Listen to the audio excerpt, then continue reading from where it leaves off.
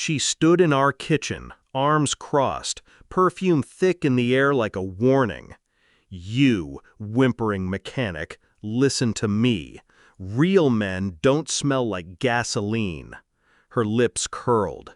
"You're a zero." She didn't bother lowering her voice when she mentioned him, her alpha lover. And then she walked out, slamming the door hard enough to rattle the glasses. I didn't shout, didn't beg. I only heard my grandmother's voice, as clear as the day she died. "Repay the debt to those who betray." We'd met when my hands were stained with oil and hers were holding iced coffee in the middle of summer. She laughed at my grease-streaked cheek, said it made me look real. I'd believed her. I fixed her old Toyota for free. She brought me lunch every day for weeks. We talked about building a life, owning a little house. She told me she loved that I worked with my hands. I saved for her ring one repair job at a time. She said yes before I could even finish my proposal. For years, I thought we were building something solid. Turns out, she'd just been biding her time. It started with her phone lighting up at midnight. Once, twice, then every night. She stopped wearing her wedding ring to feel lighter. She came home smelling like expensive cologne, one I didn't own.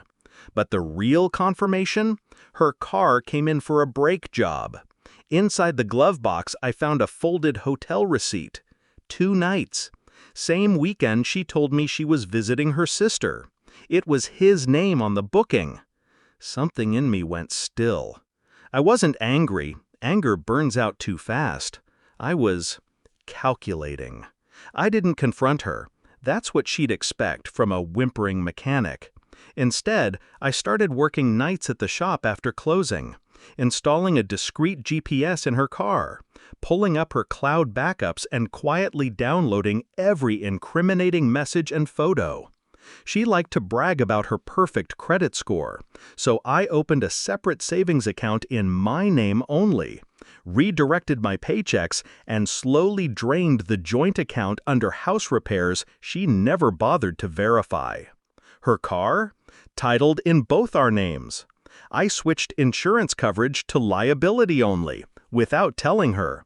I even had a lawyer draft papers, separation, asset division, and a list of charges for marital misconduct in our state. Every signature she'd need was waiting in a neat folder. The night she left for him, she took her best dresses, her jewelry, and my dignity, so she thought. She didn't know I was in her lover's driveway an hour later, watching them through tinted glass. I snapped photos, video, the kind that's impossible to explain away. Then I emailed them, not to her, not yet, to his fiancée, his boss, his mother. By morning, his engagement was over, and his company's HR was investigating him for violating their no fraternization policy. 2 days later, I moved the rest of our joint savings into my account.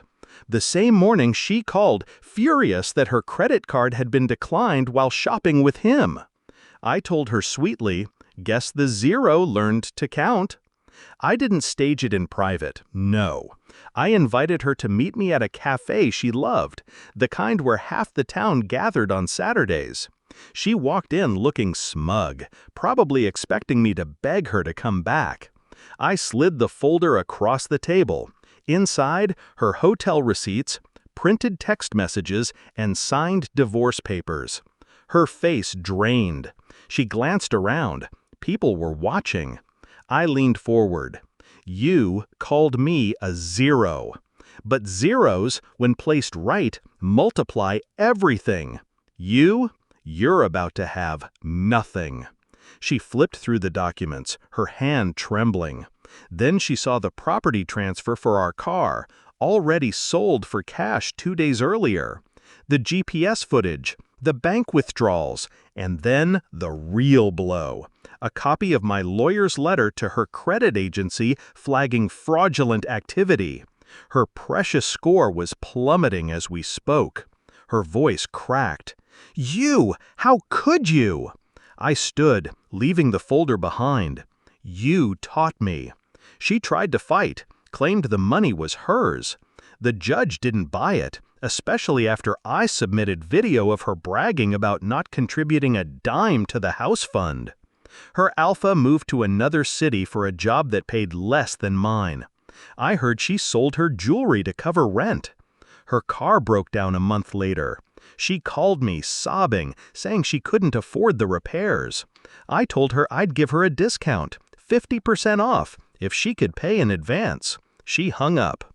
I didn't do it for the money, or even for justice in the legal sense. I did it because she looked me in the eye and told me I was nothing.